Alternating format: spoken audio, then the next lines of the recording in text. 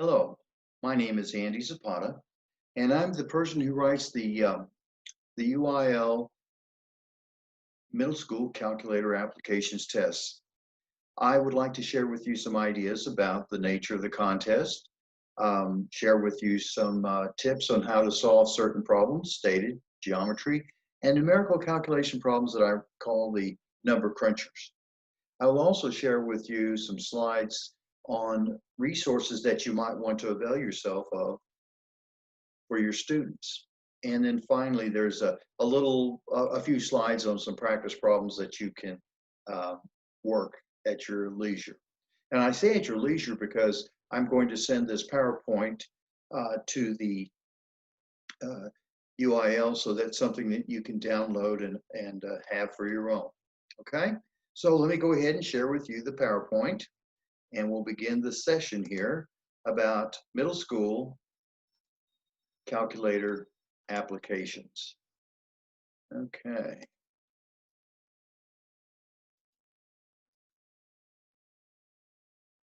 Okay. Again, my name is Andy Zapata, and here's my email address at the very bottom that you can email me at any time you have a question concerning this contest. Okay. So the middle school calculator applications contest is designed for students in grades 6th, 7th, and 8th. The goals are both intellectual and they're practical.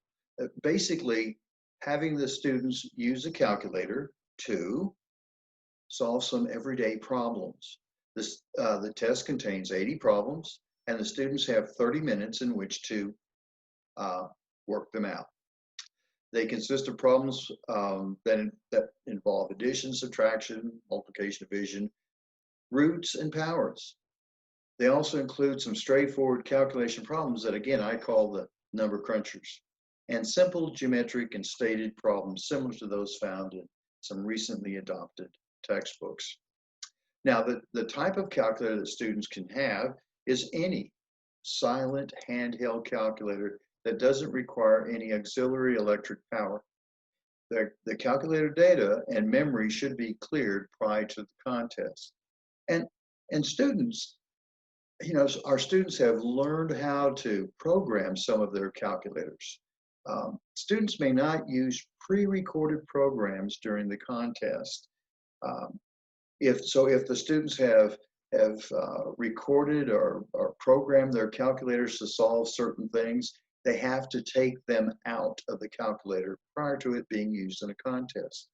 Now, they can also use additional paper as long as it's provided by the contest director, besides writing on the contest paper itself. Now, I'm going to talk to you a little bit about answers. Answers should be written in the answer blanks only. And once an answer is written in that answer blank, the answer blank has in an attempted answer. If the student can erase it, they can scratch it out and write something else in there, but it's going to be graded from then on once the answer is placed in there. Answers may be written in a standard numerical format or in scientific notation format. A student can write down 152, or they can write 1.52 times 10 to the second power in most cases.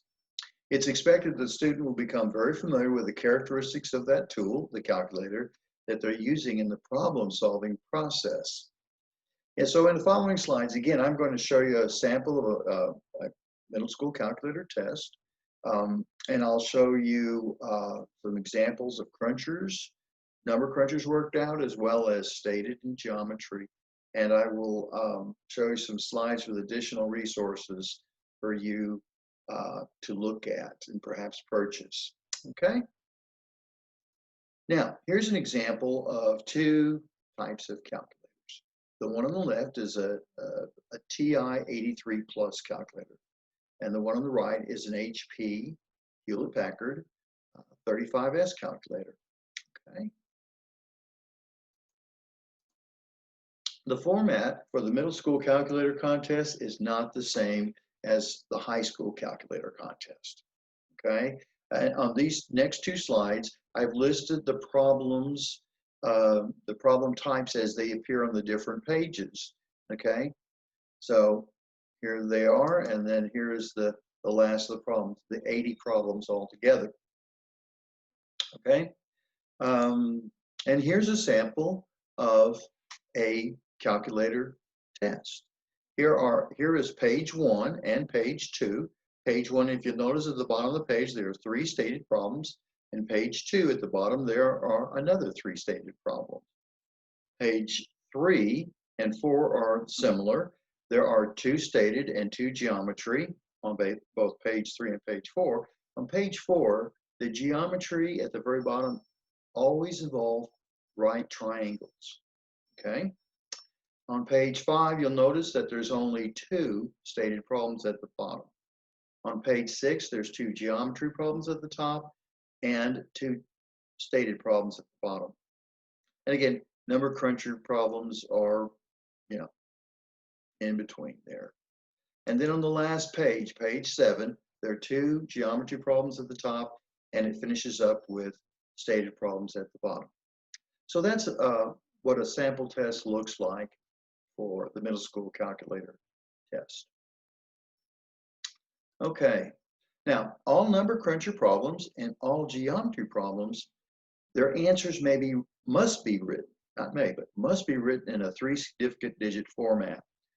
For example, if the display after working out a problem comes out to be 2,345.77, the answer should be written as either 2,350 or 2.35 times 10 to the third. In this example, the display is 0.000803,111. That answer should be written as either 0.000803 or 8.03 times 10 to the negative fourth. You'll note that the student does not have to write down the leading zero, okay? And here's an answer. The display reads a 99. If it's either a geometry or a number cruncher problem, it has to be written as 99.0 or 9.90 times 10 to the first. All problems that require an integer answer, some stated problems, in the answer blank, there is the word integer, indicating that's the format of the answer, okay? It has to be written as an integer number, and no scientific notation can be used. All monetary problems that require a US dollar sign must be written to the cent, okay? So for an example, if it was a dollar sign problem and the display was to read 456.7072, the answer has to be written as 456.71. If the answer on the display of the calculator read 1032, it has to be 1032.00. Now note, if in the answer blank there's a cent symbol, then the answers have to be written in that standard 3 significant digit format. There's a total of 58 number cruncher problems, and they're designed to require the student to quickly punch out keystrokes necessary to solve a problem that involves various math operations that are normally involved in the pre-engineering problem. Math operations might involve simple addition, subtraction, multiplication, and division operations, as well as more complex operations such as logarithms or roots, powers, and multiple uses of those operations in a single problem. The students may not be required to understand the nature of these math operations, but this provides you, the teacher, the opportunity to provide a level of understanding to the student about the mathematics, as well as to teach the students how to properly use their problem-solving tool, the calculator. In the following slides, I'm going to provide a guided step-by-step instruction on keystrokes that can be used to solve some number cruncher problems. Please note that the keystroke instructions for algebraic logic and reverse Polish notation logic, I'm going to show you those because those are the 2 most prevalent types of logic used by TI and HP type calculators that are used by student competitors. Also note that my keystrokes may not be the most efficient, the shortest way of solving problems, but that the keystrokes I use will give you a correct answer. Some calculator number cruncher problems lend themselves to mathematical shortcuts that I will leave to you as well as the student to discover in future practice sessions. So here's an example of a page 1 problem.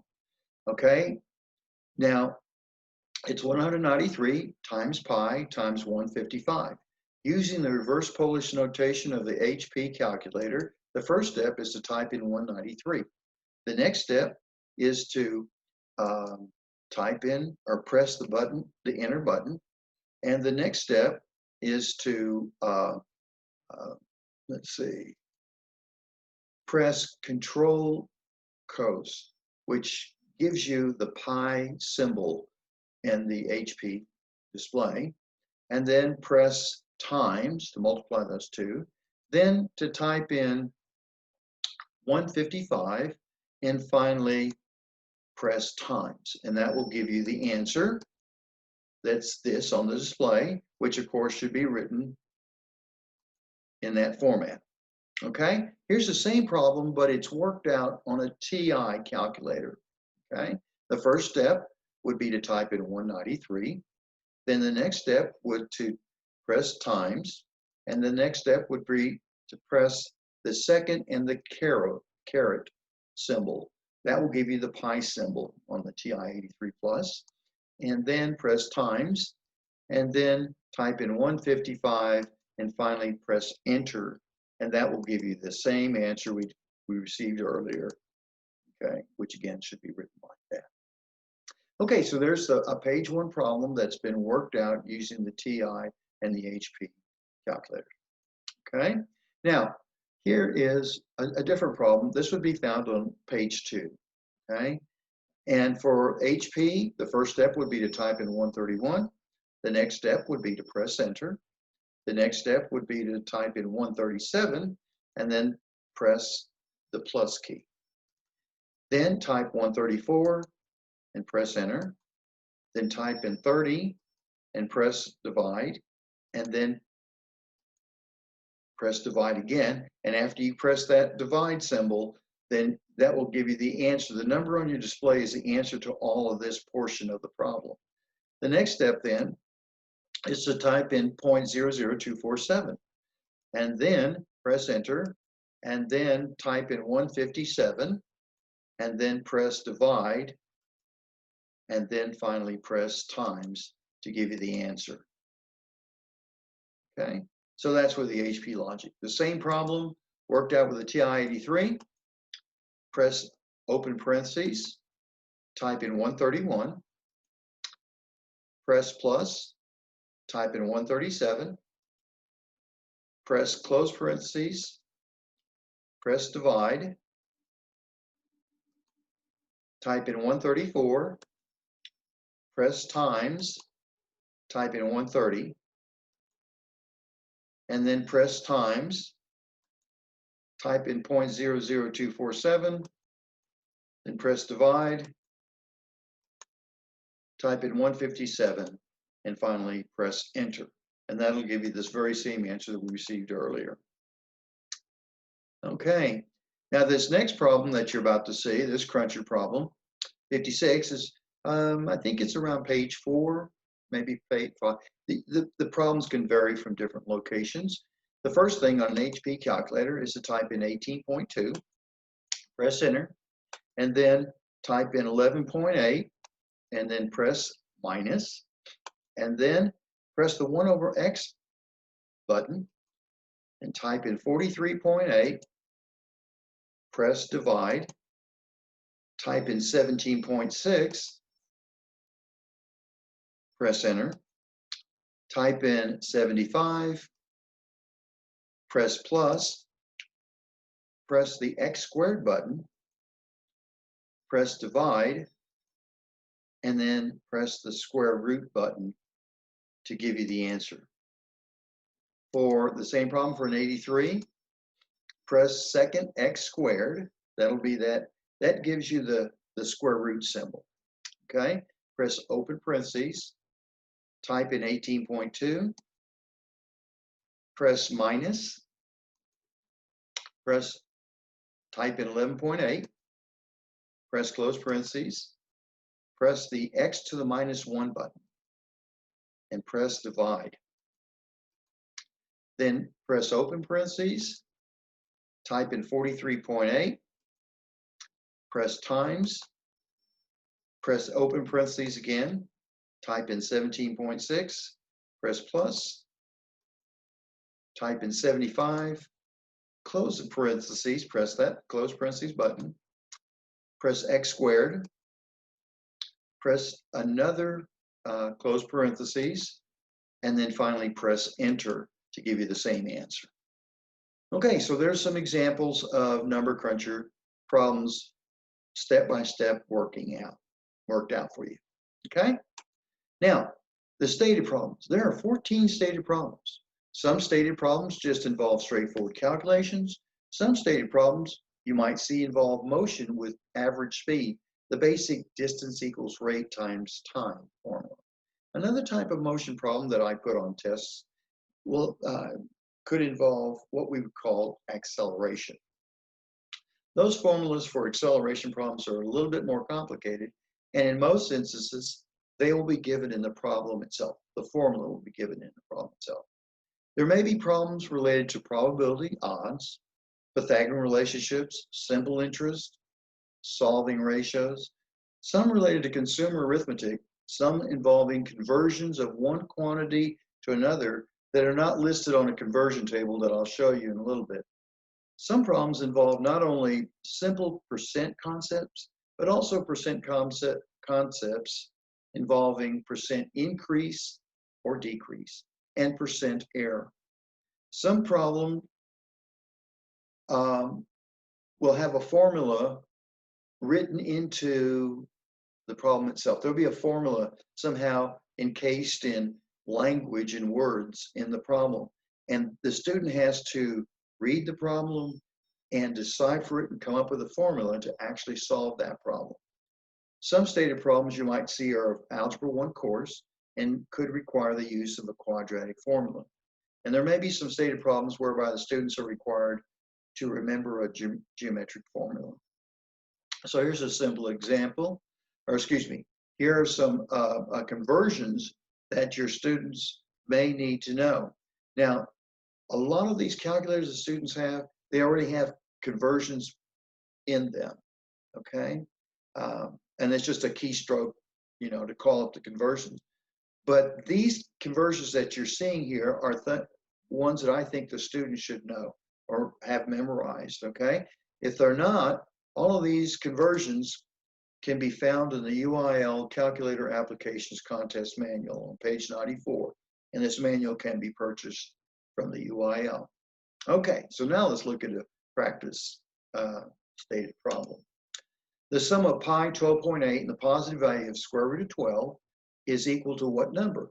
Okay, this is a problem from page 1.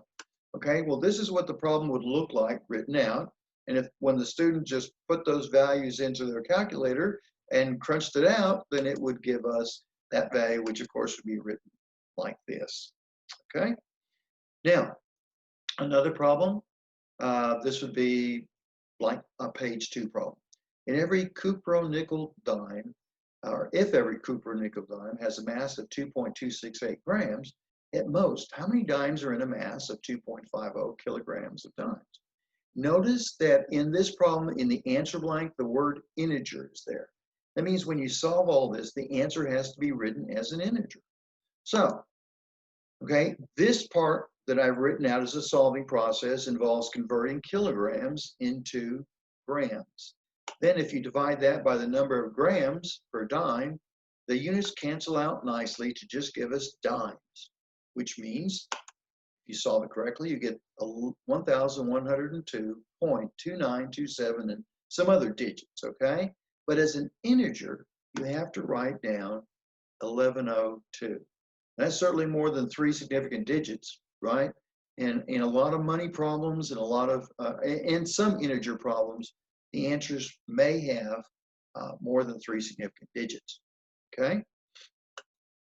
Now, in this example, problem number 14, example 14, and this looks like it's kind of like from a page 3 or 4 problem. What is the volume in a pipe that measures 3/4 of an inch in an inner diameter and is 1/4 mile long? If you'll notice, the answer is in cubic inches. So, knowing first of all the volume of a cylinder formula is pi r squared times L, where L is the length and R is the radius, I've written this out with the numbers from the problem. Notice that where the R is, I gave you the diameter, so I divided it by 2, and then that quantity will be squared. In the length, in a quarter of a mile, I've changed that through dimensional analysis. I've changed that into inches. So that inches times square inches, when you square this value, will give you cubic inches.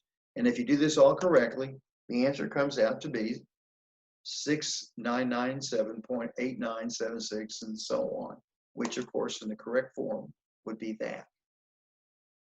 Okay. One morning, a 30-foot flagpole cast a shadow that measured 49 feet, 8.5 inches long. At the same time, how long of a shadow would Dan cast if he is standing 5 foot, 10 inches tall? Notice that the answer is asking, it's asking for Dan's shadow length is in feet. So this problem is a simple ratio. The ratio of the height of the flagpole to its shadow length, the height of Dan to his shadow length.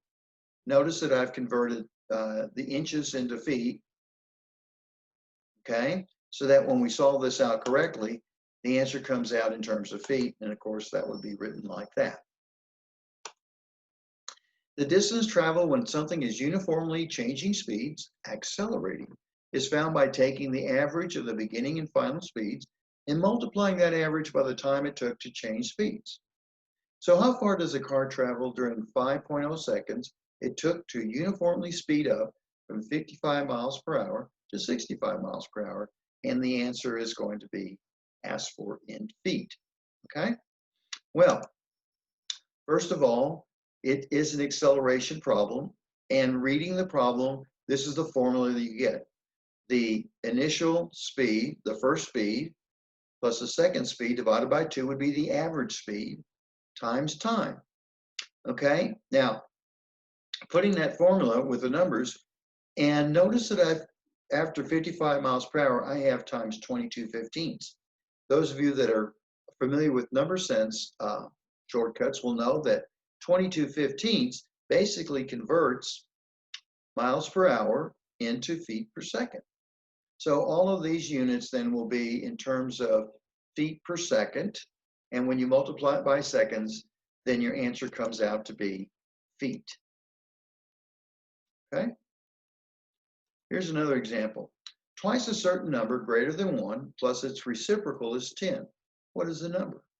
This is just a straight math type question. It's an algebra 1 type question.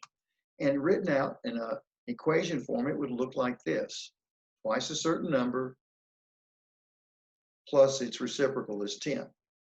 Now, to solve this, I'm going to manipulate this a little bit by removing or rearranging it so that the n is no longer in the denominator. And so you end up with 2n squared plus 1 equals 10n. And then I'm going to manipulate it just a little bit further so that it looks like this. And I did that because this form of a quadratic equation is what we call a standard form.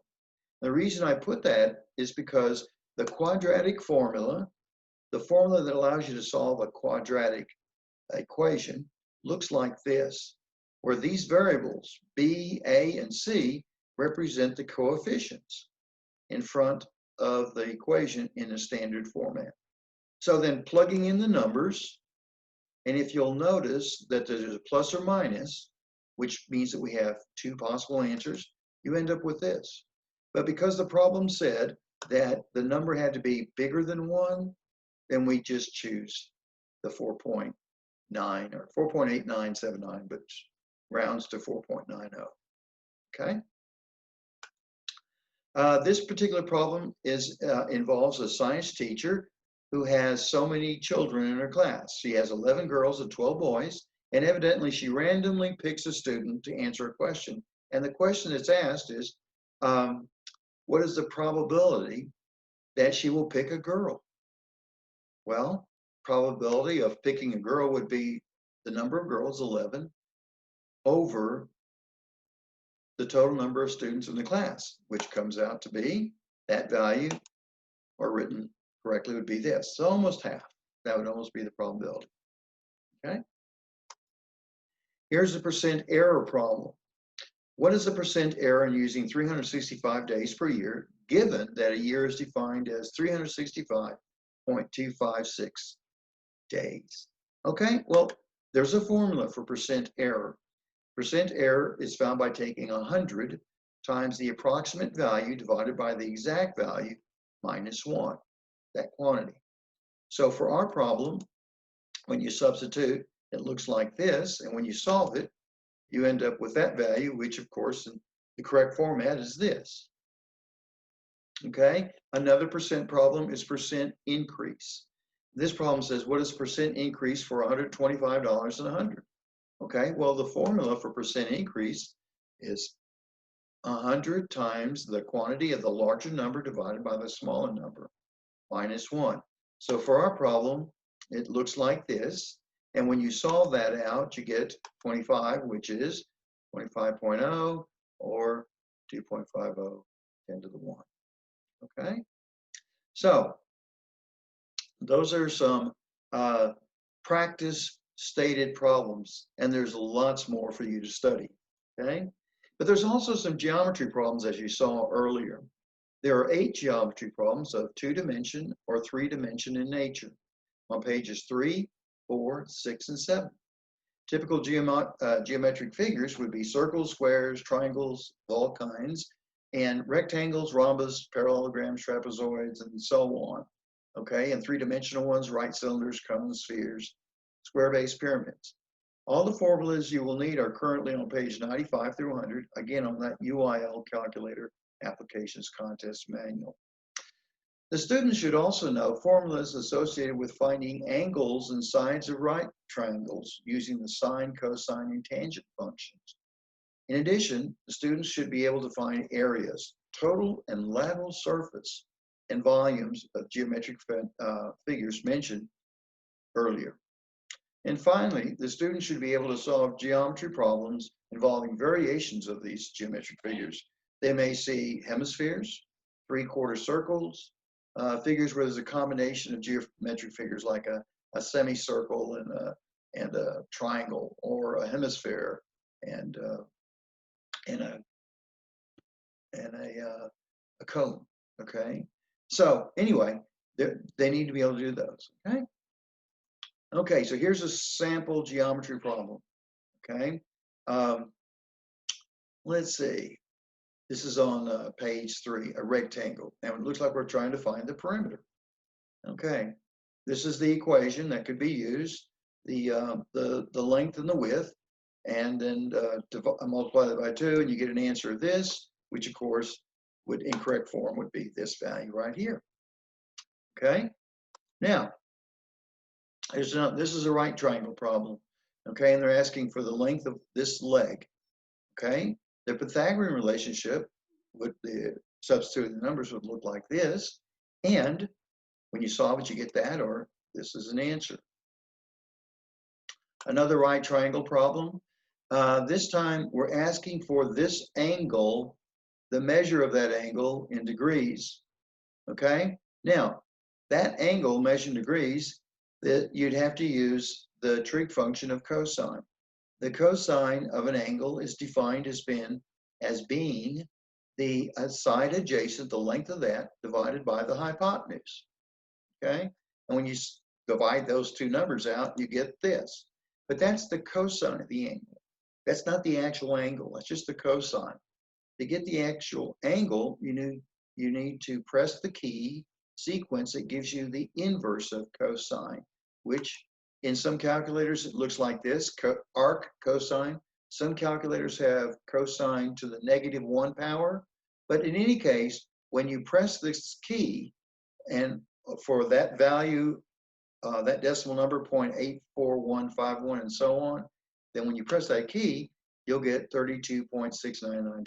That's the actual answer in degrees, provided your calculator is in degree mode. Now, sometimes the answer may be asked for in another special type of uh, measurement for angles. They're called radians. You'll see the word RAD, or maybe even radians spelled out. Okay? Now, it's just another button on your calculator for figuring out the angle. And it's an important way of measuring angles, so sometimes those will be on a test. The student doesn't need to know anything other than just to go ahead and punch that right key in there, and that'll give you the answer. Okay. Now here's a right circular cone problem. Okay, and it looks like they're asking for the volume. Okay. Well, the formula for the volume of a right circular cone is to take 1/3 of pi, multiply it by the radius of that cone squared times the height. Well, the radius, it's in there. We see that, but the height of this cone is not. But if we draw some, what I call auxiliary lines in there, okay, that you'll notice that if you draw a line straight down and then over the right, forming a right triangle, that this represents a right triangle. And we know what the length of this side is and the hypotenuse length. Using the Pythagorean relationship, we can get the height. So then we can actually use the entire formula where this is the radius and our new height is this, and solving that out gives us that value, which of course is that the correct format. Okay, now here is a cube, right cone cavity. This is a cube, and out of that cube, there's a hole in it, a cavity, and it's a right circular cone. This problem says that the remaining volume, that's the volume outside of the hole, inside the cube, is equal to 100. They want to know what the length of the edge of that is. Okay, so the volume remaining would obviously be the total volume of the cube minus the volume of the cone. Okay, so the cube equation is to take the edge or question mark and take it to the third power, cube it. The formula for a cone, as we just discovered in the earlier problem, is 1/3 pi times the radius squared times the height. Now, this is a cube, so the distance across would be the diameter of the cone. So you divide it by 2, and that'll give you the radius. And the height would be the same as the edge. Okay, so now it's just doing a little bit of algebraic manipulation. Okay, I squared pi divided by 2 squared, and then I multiply it by question mark, and I get question mark cubed divided by 4, and 1/3 of that. Of course, the 1/3 and the divided by 4 gives you a 12 in the denominator, and I factored out the question mark cubed, and then just moving that to the other side and taking the cube root gives us a plug-in to go ahead and solve this problem. Okay? Okay, and the answer to that is that or that. Okay, a sphere. Now there's basically two types of sphere problems that I look at, okay? One's where are asked to find the volume, and the other is where you're asked to find the surface area. In this problem, it's a surface area, given the radius, okay? So the surface area of a sphere is 4 pi times the radius squared. So this appears to be just really straightforward. This is much easier than the previous two problems, and just plug it out and there it is. Just worked it out. Okay. Okay, now here's a combination of an equilateral triangle and a square. And they ask for the total area. given that one of the sides is 29,400. So the total area would be this, the area of the square plus the area of the equilateral triangle. And this is a formula for the area of an equilateral triangle given a side. Okay, S stands for side. So substituting the numbers in, there we have it. Now I've done a little bit of extra math, and you know, whether or not you want to do that or not, you can. But the answer comes out to be that, which of course is that written in that format. I will take the moment here to say this. When your students are writing these out or working these problems out, at first they may write them out, but the better students will actually know this, maybe write down either this first line or the second line, preferably, and then just work it out on the calculator, not go through and do some more work. They're not trying to teach how to solve math, just how to work it out. Okay, I've shown you pieces of knowledge for you about this contest. It's fun writing these contests at times. And again, if you need to contact me, there's my email address there where you can contact me about them. I know the UIL has some practice calculator problems. And I also, since I've been writing these tests, I have some that I've saved from the previous years. And if you want some extra material, just email me and I will send you copies that are not on the UIL, not being sold by the UIL. Okay. Another thing is, you notice that there was the TMSCA organization is an organization that has these materials. You have to become a member to access those materials. So you might seriously want to think about that and pay the dues and become be able to access those materials for your students. Okay, well, I'm going to leave you for now and wish you good luck in this year of competition and in this time of COVID-19. And again, wish you good luck. Okay, bye.